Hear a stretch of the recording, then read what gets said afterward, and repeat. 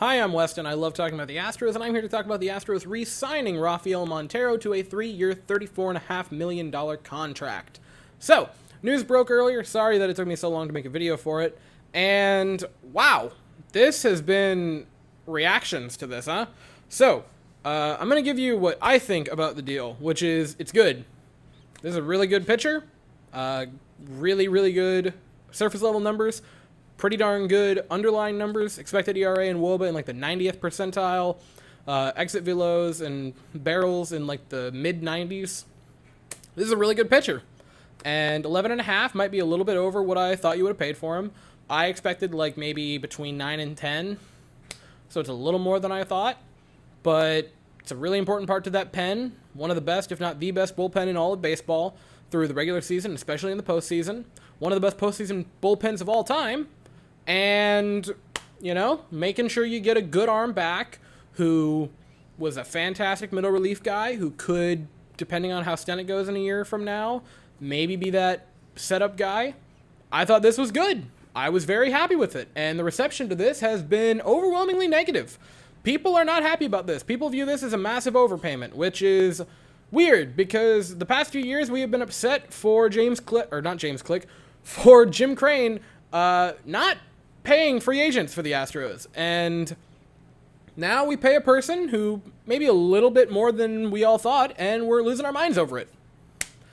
And I'm not putting Montero in the same category as some other free agents like Correa or Springer or Cole. I'm not putting him in that category, but this is a really good pitcher who you made sure you got back. That should be the end of it, but people are not happy with it. People are talking about this as a massive overpayment and an awful contract. And I saw one thing that went as far as to say, this is how dynasties die on Twitter, which is like, it's one contract.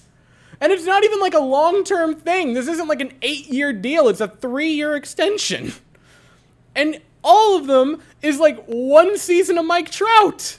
Like, it's a solid contract. Like, it's a good bit of money. 11.5 is not nothing.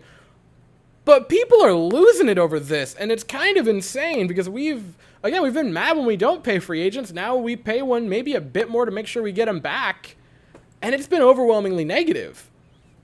This isn't like other relievers that we've had where they have good surface numbers but just awful like underlying stuff. He's really good on both.